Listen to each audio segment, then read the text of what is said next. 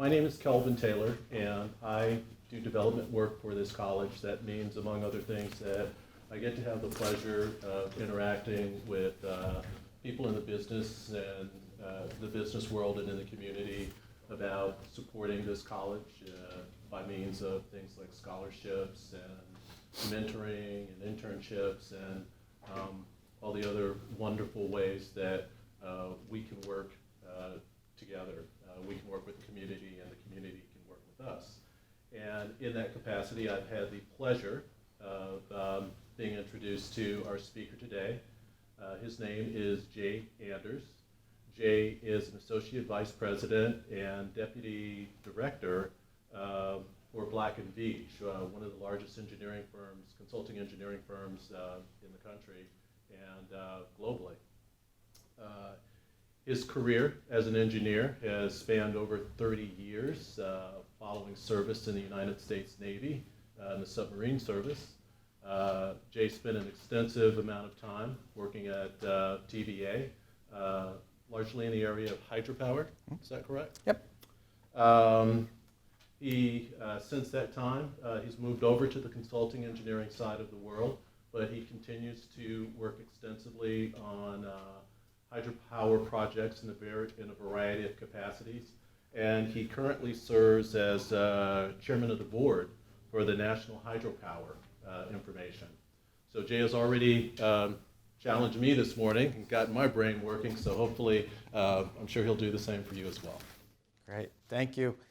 No reason to clap. I was told we were informal, so we'll stay in that vein. I didn't mean to challenge him this morning. I told him, in our industry, safety is paramount. So, I travel a lot, and I chasten my daughter a little bit, who happens to be right there. What a bonus. I'm glad you are all here. I'm thrilled she's here. I get to spend an hour with my daughter, and you all get to listen to me talk with her. So, Al, I'm glad you came out, and I'm glad I could be here, too. As I was saying, I travel a lot, and safety is just incredibly important. Anytime I go to a hotel room, and again, Allison would give me a hard time, my wife gives me a hard time, one of the first things I do, I figure out how to get out of that room. I figure out how to get out of that building. If I go to a restaurant, first thing I'm doing is just looking around, figuring out how am I going to get out of here? Because, we live in a crazy world, especially when I go to these hotels. I think, man, people do foolish things. If it catches on fire, how am I going to get out? If there's a tornado, where am I going to go so I live? So I come in here this morning, and I see Calvin. I say, hey, look, I got just a couple questions for you. Where's your AED? What do we do in the event of a fire? And what do we do in the event of a tornado? He looks at me like I'm green and says, why do you need to know that? Again, how many of you know where the AED is? Okay. It's on the second floor. As soon as you walk in from the little breezeway out here, it hangs on the wall. That's the one I saw. There may be one somewhere else, but that's the one I do know of. And now you all know where that is. So in the event of a fire, if a fire breaks out right now, the bells go off, the sirens go off, how are we going to get out of here the fastest way? Okay, that'd be an option. I'm not going to follow you. That is certainly the fastest. I agree. Maybe not the safest. The closest stairwell to this location is, I'm thinking this way because I walked it off. That one's pretty close. There is one that way also. And so how far are you going to go down? How many floors? I ask that because in some buildings you're in, you could keep going and you go out and, I'm in the basement and the building's still on fire. You got to know exactly how many floors you're going to go down so you can get out the door. In the event of a tornado, where are we going to go? Kind of timely on the tornado thing, isn't it? I mean, that was terrible. That's terrible. I grew up in Xenia, Ohio. Anybody know Xenia, Ohio's claim to fame? 32 people died in a tornado, the most ever in a single event in one place, an A&W root beer stand. Tornado hit in 1973, killed 16 people in an A&W root beer stand. Now some of you guys, A&W, what's an A&W? Do you guys, okay, the people with gray hair, okay, and the one young lady. So anyway, I just started our talk off today thinking about safety. As an engineer, that's something, As you get out into the work world, it'll be something on a daily occurrence. Like I said, I was in Kansas City yesterday for a meeting. The first thing we start off with is a safety moment. And my friend David, he gives great safety moments. One of his most memorable safety moments centered around a cell phone. And then yesterday, 2 days ago, I saw in USA Today an article on cell phones. And you know what it talked about cell phones? The dirtiest thing in your house. That's what a cell phone is. It's the dirtiest thing in your house. You think your dog's mouth, you think the sink. Nope, it's your cell phone. Because when you use a cell phone, where do people take their cell phones a significant amount of the time and probably shouldn't? And play with them, and they probably shouldn't. Y'all right now, you know exactly where I'm thinking. You know exactly what you do. You flush a toilet, it atomizes air to 6 feet around it. Just so you know. Your cell phone enjoys that environment. Enough about safety. They asked me for a little bit of a topic, and I said, I like alliterations. It helps me because I'm not the sharpest tool in the shed. I forget things. But alliterations, 3 quick words you can remember, and you can just talk through it. So the first thing, experience. Have you guys had any experiences? Anybody? The answer would be yes. Thank you. Experiences is what we all have them, and they're what make us, you know. To bring you here today, you had some experiences. You're in engineering school. You didn't end up here because of some happenstance. I'm convinced you ended up here because of a series of events, a series of experiences. Now, for me, I am an electrical engineer. I focused a lot in the power world. And as I got to thinking about it, I mean, my introduction to electricity and power, it began when I was, elementary age. I remember looking at receptacles on the wall as a kid and wondering, what is behind there? So as a kid, elementary age, I was less than 10. I know that. Could have been a little bit younger. What would you typically think you would do? What would you get? Yeah, you'd get the screwdriver. For sure, you'd get the screwdriver. You take the cover plate off, right? What is behind there? Is there a squirrel on a treadmill? What is going on? Well, I took the cover plate off. No problem. I look back and I'm like, this is amazing. Just looking in there. I'm like, okay, I should put the cover plate back on. The cover plates, you put it back up there, and you got that little screw, right? That little screw, and you got the big screwdriver, and I'm trying to put it in there. Good morning, Dr. McDonald. And the screwdriver slips off the screw and goes into the receptacle. I remember getting thrown back against my dresser. I was like, oh my goodness, that's amazing. That was my introduction to electrical engineering. I thought, I have just got to stick with this. Has anybody ever heard of a Heath kit? Again, the distinguished people. Yeah, my son, he texted me this morning, distinguished, and puts a question mark. I texted him back, yeah, Jason, it means old. So, yeah. My daughter, though, she probably would look at it differently.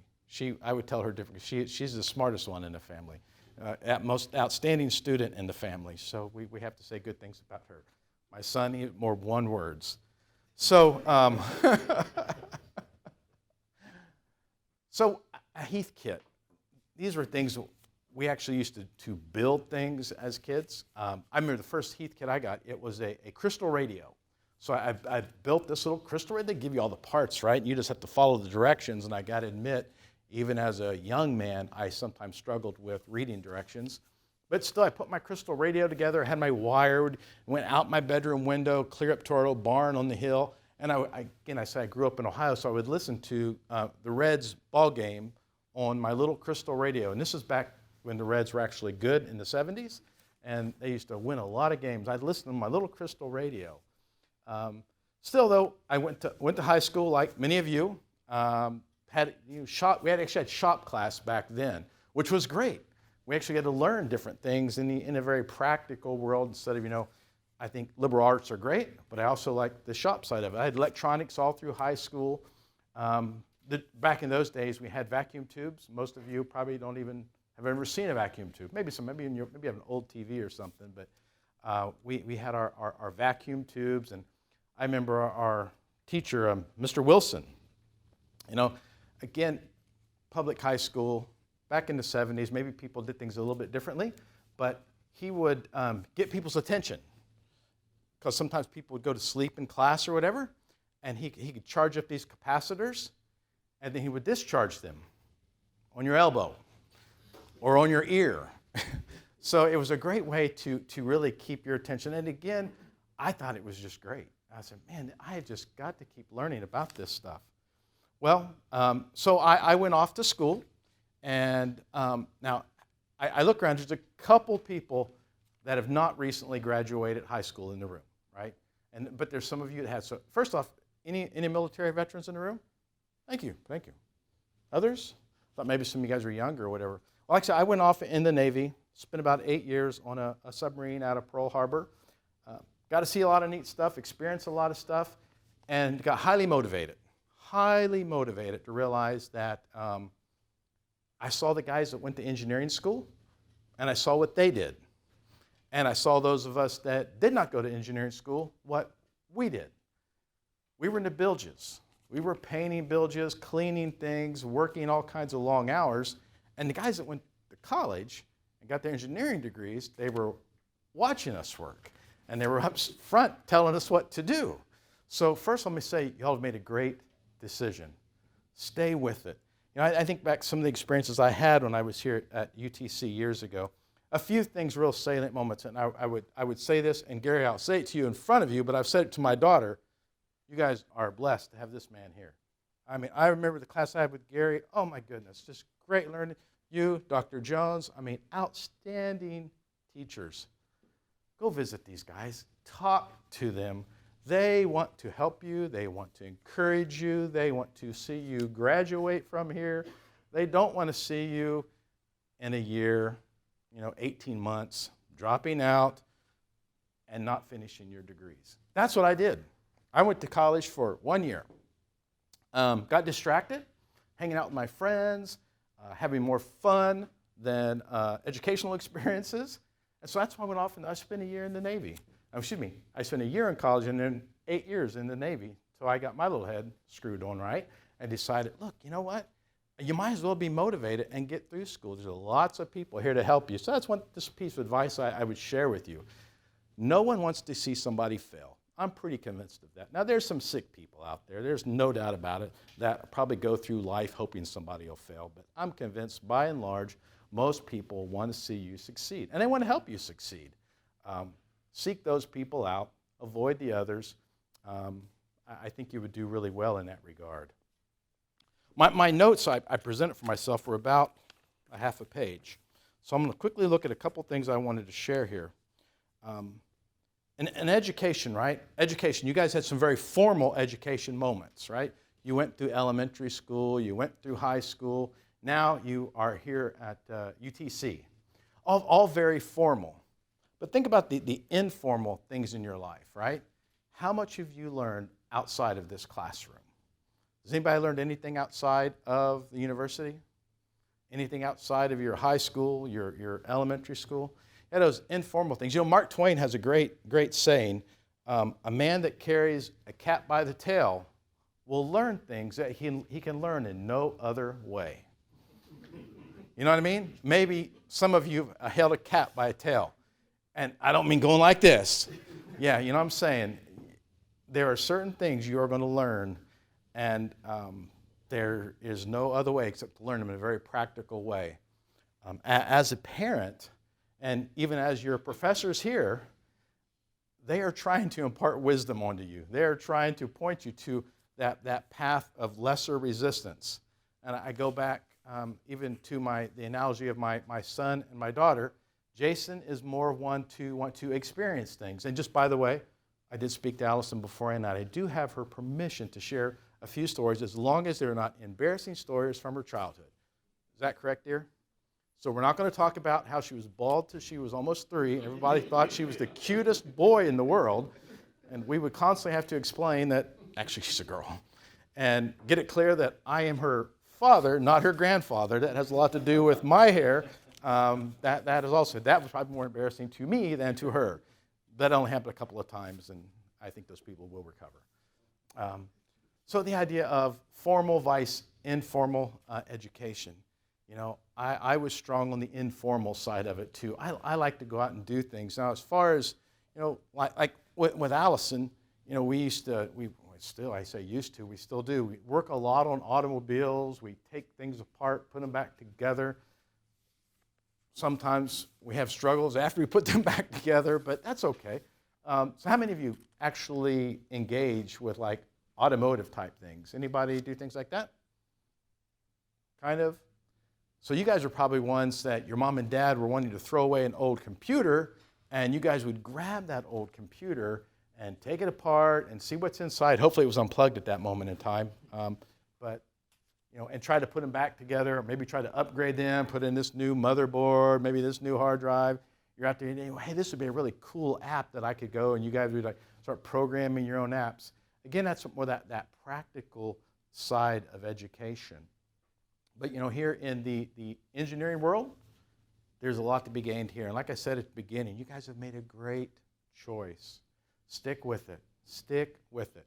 There's another, when I was in a lecture much like this, when I was at UTC, one of the guys up front said something, stuck with me to this day. Because somebody started asking a couple of questions about engineering, and his comment was real simple. Hey, look, nothing's easy, right? And you think about that, it seems very simple, but really, nothing is easy. Now, I started to think about that. Yeah, I said, even when I was mowing the yard as a kid, it really wasn't easy. We didn't have a self-propelled lawnmower out there walking behind this lawnmower. I thought, man, this is pretty hard. Shoveling snow with my brother, that was hard work. Especially when my brother would throw shovels at me because I had run my mouth a little too much. But hey, my dad saw him do it, and he did get in trouble. But still, you guys do things every day, and a lot of them are just hard things. Yes, engineering school can be hard. I was talking to a guy the other day, and I told him, look, it's 4 years of school. And I know it takes 5 years to get through it. I don't always understand the math on that, but sometimes it takes 6 years. But it's 4 years of schooling. But it's a lifetime in front of you. Engineering will open up doors to you that no other degree is going to open up. I look at what I get to do nowadays, it amazes me. It just amazes me. And other people, right? I mean, you get an engineering degree, look at the things you can go off and do. Medical school, they're going to just come on in. A master's in engineering. Law school.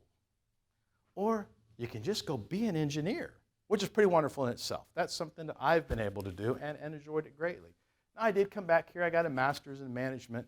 And sometimes, as a good friend of mine shared with me, I really went into management because I was afraid who my boss would be. Because there were just a bunch of goofballs out there that were engineers. By default, I am an incredible introvert. I can get up here and I can talk and I can visit with you all. That's the role. That's what I'm doing now. Outside of here, peace, quiet, no one around. That's my recharging moment. But you guys with coming in engineering school, lots of opportunities in front of you, lots of great things that you'll be able to do. I took they say, I work in hydropower. That's what I do. That's my job. So I got to plug that, right? Hydropower, the original green, renewable, carbon-free power source. No doubt about it. It's interesting as I talk to people in the solar and the wind field, because there's these competitive forces out there, that they say, oh, hydropower is not green. Again, endless studies out there, but people just trying to get market share. But in the hydro space, it has been around for well over 100, almost 150 years. We have dams right here in the valley. Some of them well over 120 years old. Great Falls, it's strange. Everybody know Great Falls, Rock Island State Park? What's the other park over there, Allison? There's other state park on the way to Great Falls. Somebody's got to help me out. Fall Creek Falls. You guys didn't go outside? Okay, you guys need to get out more, okay? You need a balance to your life. Maybe we should throw that out there while we're talking too. Get outside, get some fresh air, some sunshine. But Great Falls, those units there are built about 1910. Still running today, still running to beat the band. So hydropower's been around a very long time. But again, with my engineering degree, friends I've met I've gone around the world and done projects. A lot of them philanthropic. Alice and I, a few years ago, with some friends of ours, we went over to the Solomon Islands. You guys know the Solomon Islands, right? Guadalcanal, World War II, the Iron Bay where all the ships were sunk. On the back side of the Solomons, the island we were on, Honiara, the capital of the Solomons, we were on one of the islands there and put in a hydro plant to power a school, totally off the grid. They had no power at all. They sent me some pictures through the mail via, again, just acquaintances I had made. And the guy's like, yeah, we're going to pay for this if you'll come out here and design this power plant for us. It was only 3 kilowatts, right? 3 kilowatts, your home on average uses about 2. That's all you really need. But again, you think about a village, all LED lights, no air conditioning to worry about, no refrigeration to worry about. Just all they wanted was lights for their computers and, a little light at night where they could read a book. LED lights, small LED lights, less than 8 watts. You think about 8 into 3,000. You have a battery, because we fed it into a battery. We feed it to a couple inverters. We were able to put out on the grid, if you will, micro that it was, over 7,000 watts for this school. Life-changing things. I did another one in Africa a few years back. Again, same thing. I love working in foreign countries like that because how do we say this? The regulation, legislative part of it. In the Solomons, we just had to talk to the local chief. He was okay with it. When we were in Africa, we had to talk to the local council, had to pay them $30. Here in the States, it can take over 10 years to license a hydro plant, millions of dollars, and a lot of headache. So, we have struggles here in the States nowadays. As people would say that a lot of it went back to, back in our 40s and 50s, when TVA came into play and several others, we weren't as environmentally sensitive as we needed to be. I wouldn't argue with that at all. But I would also say when you see a dam, understand that that dam is not a hydropower dam. There are 90,000 dams in North America, 90,000 dams. How many of them you think have hydropower associated with them? Less than 1%. A little bit more than that, but not much. About 3%. About 3% of dams have hydropower associated with them. Now, of that 3%, how many of those less than 4,000 dams do you think their sole purpose is to generate electricity? I can't think of any. I talk to my friends in the industry. I'm like, hey, is there a dam out there that just makes hydropower? Everybody's like, no. Because think of a hydropower plant. What are all the other uses that you would think would be there? Say again? Irrigation. Irrigation, for sure. Yep. Out west, Bureau of Reclamation, that is their sole purpose. Their sole purpose is to make the bodies of water so they can distribute it out. California Department of Water Resources, that's their whole lot in life, is to provide irrigation. They have tons of dams. And they have a lot of hydro too, a lot of hydro generation. That's not their focus. That's a byproduct. How about right here where you live? What do you think TVA's mission is? Flood control. You look at the TVA Act, it doesn't say anything about hydropower. It's about flood control. This year alone, you know how much money TVA has saved all of us? Over $1 billion. That's just this year. Just this year alone, they've averted over $1 billion in flood damage. That's their mission. It's interesting, right? Out on the West Coast, they're trying to prevent a drought, yet on the East Coast, we're trying to prevent flooding. Those are all by dams. So again, we hear a lot of negative press on dams and hydropower. Sometimes I get on my soapbox as the chairman of the Hydropower Association. I just try to bring facts to emotions. And sometimes people's emotions get the best of them. So I'd say, again, as you guys study, there are important facts you'll get to learn, that formal side of your education, things that you'll be able to learn, share with others. So on our talk, we've talked about experiences, talked a little bit about engineering. I want to spend a few minutes talking about email. Email comes in. Why I put that out there is it's a great alliteration, but I wish I could have come up with an alliteration with C, because really what I want to go with is communication. It is critical. Every job that I've been on that has gone great, it's because we communicated really well. Jobs that have gone poorly, it's because we didn't communicate really well. So let's talk a little bit about email. Do you guys even use email anymore? Is email dead in your world? You guys use it some? Every day? Some? Somebody say a lot? Again, I could probably, I know Gary's been around just about as long as I've been around. I almost long for the days of no email. Yeah. Back before email came into existence, that's when I started work. I started my professional engineering career in the early 90s. Email was just starting to become a thing. The internet was just starting to become a thing.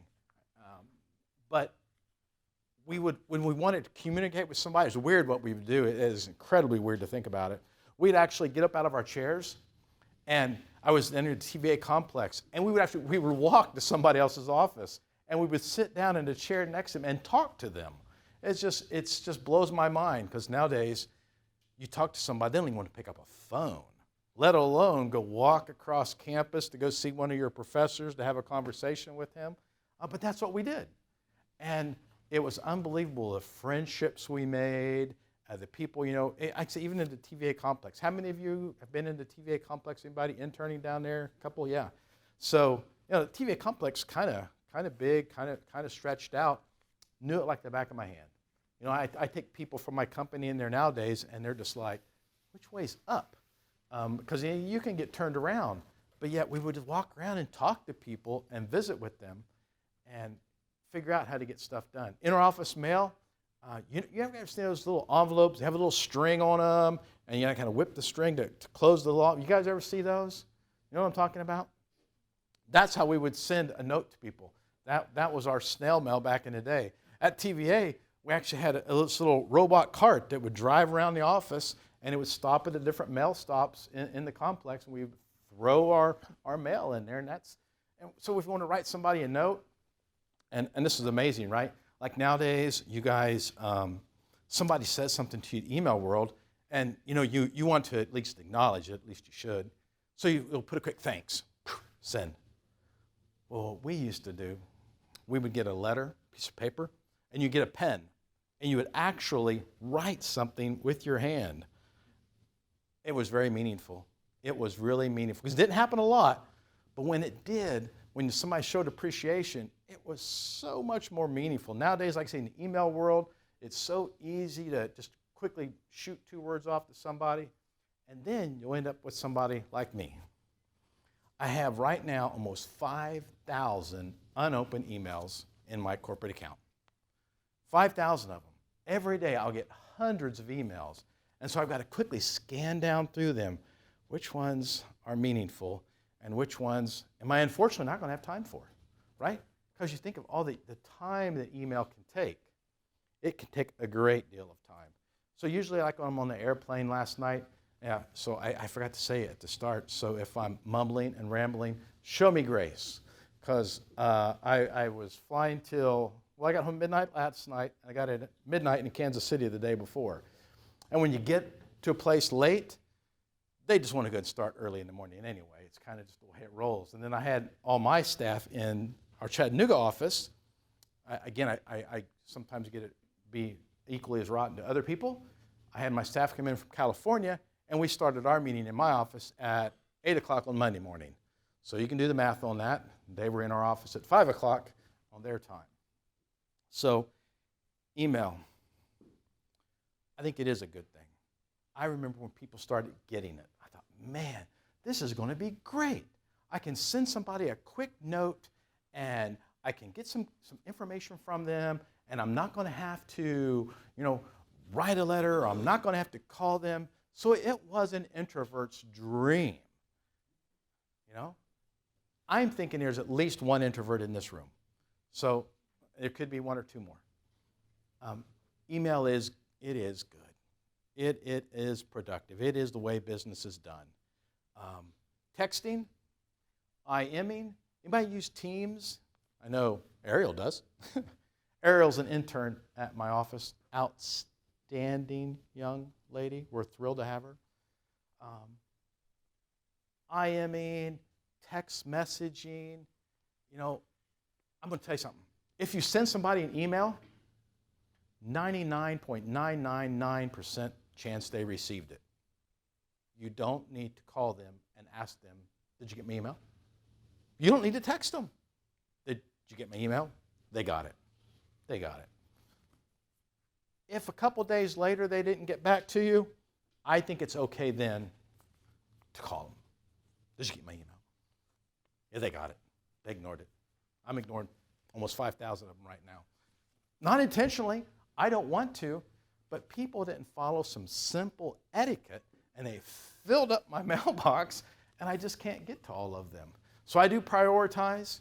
You know, you guys have, you're going to get rules, you'll organize it. I got so many folders, and an email comes from my boss, boom. As soon as it gets into his own little folder, I always read his emails, always.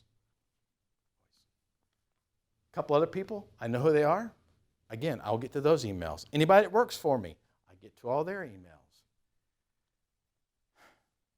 People that just want to ramble, you know, here's a simple rule I've got in email. If I'm on the CC line, you know what I mean by that? If it's not sent to me, I have no action. It's just information. I don't have to do anything with that email. So if somebody sends me an email and they say, Jay, I sent you an email. I'll say, yeah, I saw that. Well, you didn't respond. I'll say, I was on the copy line. It was information. I had no action. You know, it makes sense, right? That's the way carbon copy used to work. You know where that CC came from? It was a carbon copy. Way back in the days before email, you would just have this person you send a letter to, and these other 6 people, they would just get a copy of the letter. You know, it wasn't to them. It was nice. You kept them in the loop. They didn't have anything to do with it. So think about that when you send emails, because you will be sending lots of emails as engineers. Probably too many. So think about that. Some of the best emails I ever wrote, though, some of the best ones, you know what I did with those? I threw them away. Threw them away. My good buddy Marvin Cones, love that guy. I like you guys, I used to be young. I used to have black hair like Dr. Eltholm. That's right, Dr. Eltholm, he used to have black hair. We both did. Now we don't. But when you're young, sometimes you do things that are impulsive. That's probably foreign to you. I've never thought about that in your lives, have you? To do impulsive things? Is that foreign? Maybe not.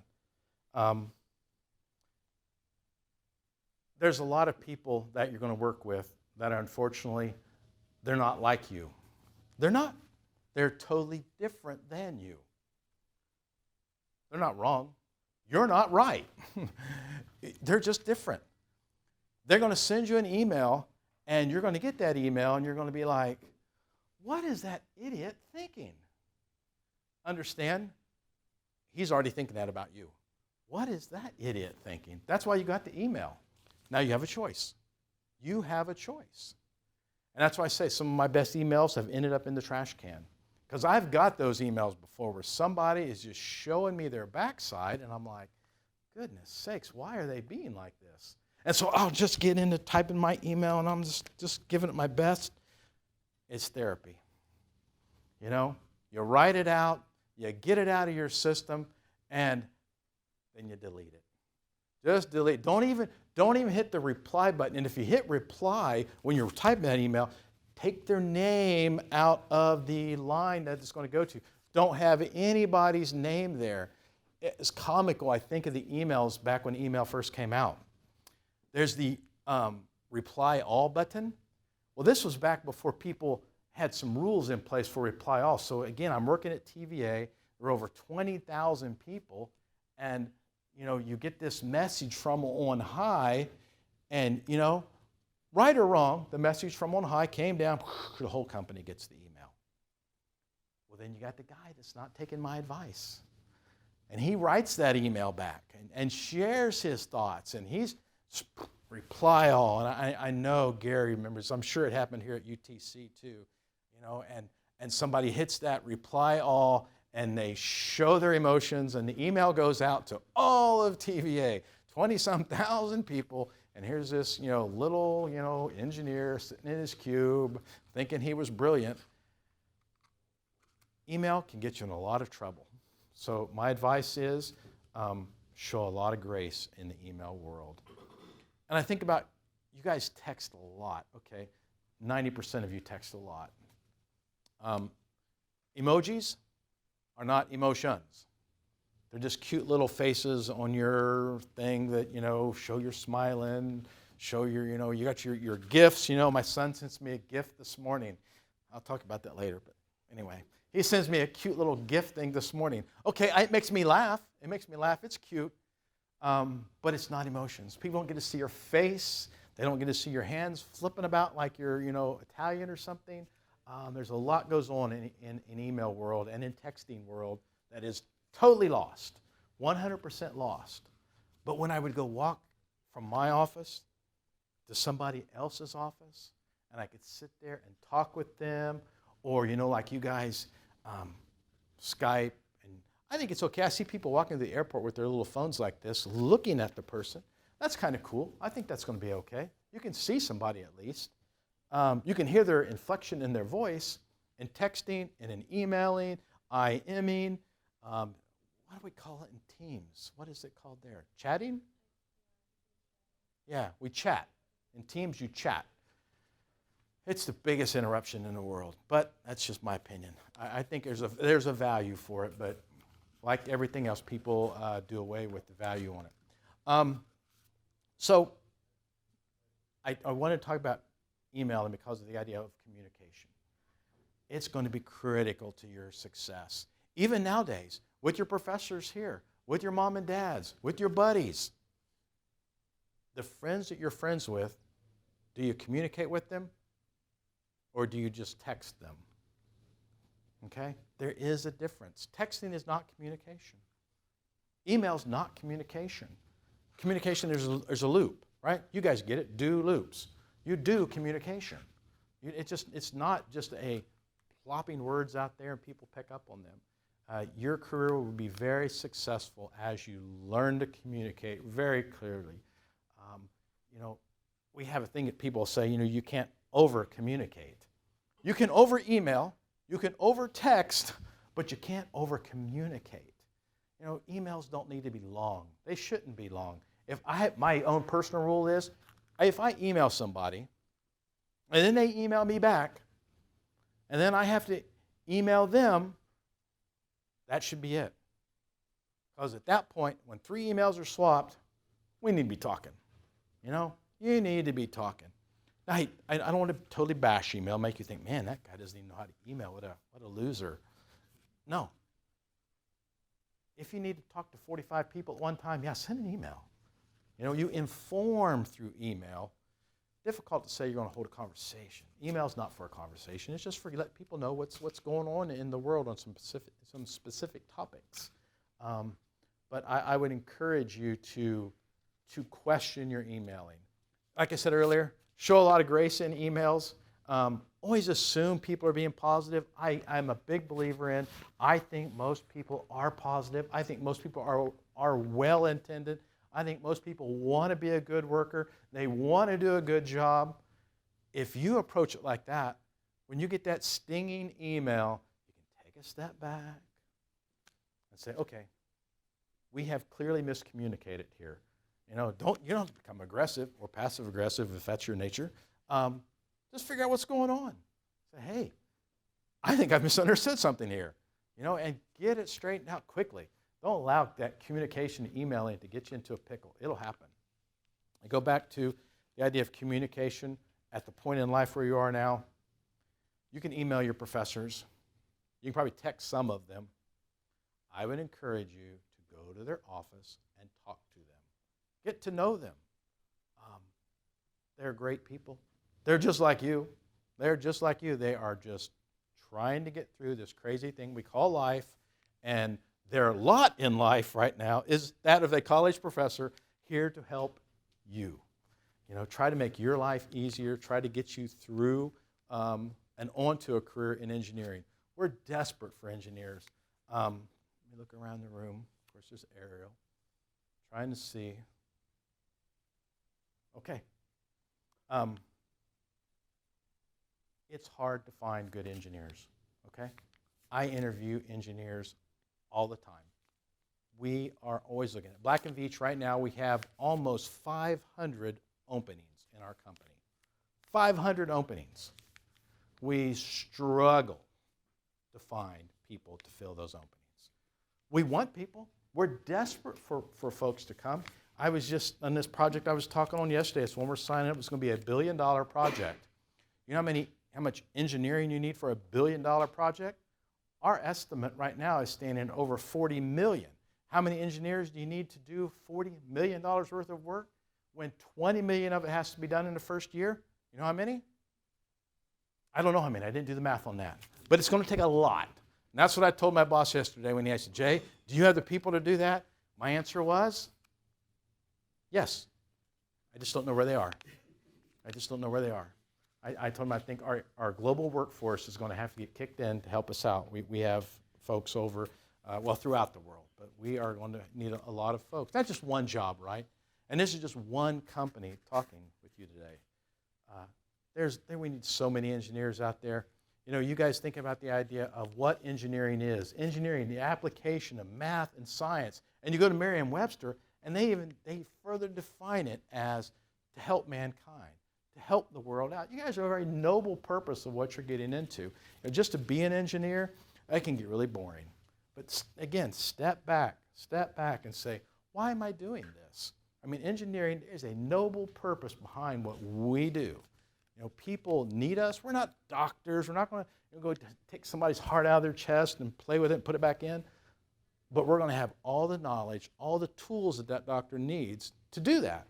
An engineer worked it out with them. There's things that you guys will do. Things that's, again, beyond what you're even thinking about. I mean, I look at, like I say, I've drug Al around the world with me. I mean, South Africa, South Chicago, we've been all over the place together. There are great things that you'll be able to do ahead of you. So don't get so focused on engineering. Take it much larger than that. Have a much broader view of what you're going to do, how you're going to do it, how you're going to contribute to this crazy thing we call life. There'll be lots of challenges. So what? Everything's hard. Just remember that. Everything's hard. If it weren't hard, well, somebody else would do it, and they would consider it hard, believe me. Everybody considers everything hard. Well, anyway, this is the few thoughts I had for you this morning. I know we had a few minutes for questions and answers, so I'll stop chatting, and maybe you guys will ask me at least one question. I realize you're all introverts. Dig deep into your inner extrovert and talk with me and share with me for a few minutes. Yes, sir. You said it's very hard to find good engineers, so how do you define good engineers? Yeah, how do I define good engineer? I really appreciate asking that question. Good engineers. At different levels, right? I try to find engineers entry level through managing directors that can do very large projects for me. Good engineers, they communicate. They're going to come in and look at me and talk to me and not tell me looking like this. Yeah, I get it. Some people are a little bit shy. I get it. Get over it. Okay? That's my advice to you. Get over it. When you come to an office, I think grades matter. At Black & Veatch, we're kind of particular. That's what I like about Black & Veatch. I've only been here at this company for about 8 years, highly particular. We are not going to interview somebody that has a GPA less than 3.0. It's just not going to happen. It's not going to happen. Typically, I'm even more anal than that. They've got to get good grades for an entry-level person. Practical experience. I love it. I know my daughter, she can give me grief about this. She can give me grief about it later. Who am I going to talk about? Oh, you know. Subway guy. This guy, I was so impressed by him. He worked at Subway. Maybe some of you know, maybe he's in this room. Worked at Subway for 5 years to get through engineering school. That's how he got through. Put him on self-do school. He got a job somewhere else. We didn't end up getting to hire him. But again, that impressed me. That impresses all of us. If somebody's got a work ethic, I think that's good. Practical experience is good. If somebody comes in and all they've done is gone to school in an average fashion, they've never been engaged in any extracurricular whether it be a Kimmy Carr, student ambassadors, IEEE, something with the university, if they've just been very focused on themselves, it makes me think when they come into my office, they're going to be very focused on themselves. So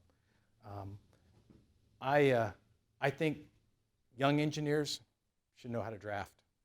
I know that flies in the face of UTC engineering, but we had drafting when I was here, and every engineer that comes into our office needs to know how to draft. Don't they, Ariel? Ariel is outstanding at it. She went to Chat State first. She came to our office. She could do it. It meant a lot to us. She could contribute. Again, I mean, where are you? Junior year now? Sophomore? We changing major. She went from electrical to civil. I didn't give her too hard of a time. Matter of fact, I was highly encouraging. But that's the great thing about an internship. She came, worked with us. She got to see what the civils and mechanicals and electricals are doing, and she changed her major. That's great. We still make her do electrical drawings, by the way, but eventually she will do more and more civil. Did I answer your question at all? All right. Other questions, comments? Yes, sir.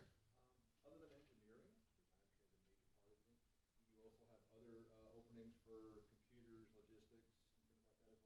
Yeah, across Black and Veatch, if you were to look on our website, you would see a large number of openings. You know, from whether it be project controls, we have our own group called Diode, where we do a lot of investment. We develop our own diagnostics for power plants, for people actually going in. A lot of programming associated with that. We have apps that we develop internally in our company. So again, we're over. I didn't want to come here and do a big marketing thing on Black and Veatch, but I appreciate you asking. But we have 11,000 professionals across our company that are engaged almost entirely on water and energy projects, and all the support behind that. We do construction. We have over 1,000 of our own construction forces, electricians, machinists, folks doing things like that. So, yep. Other questions?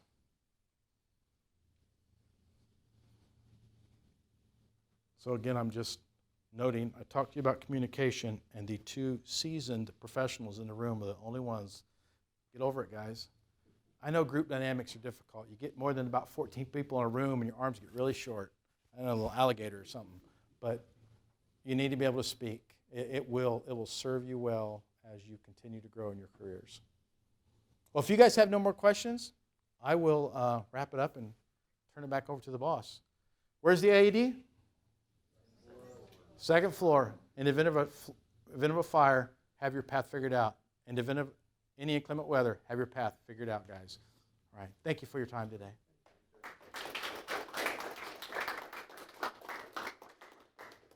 Well, I can't really add any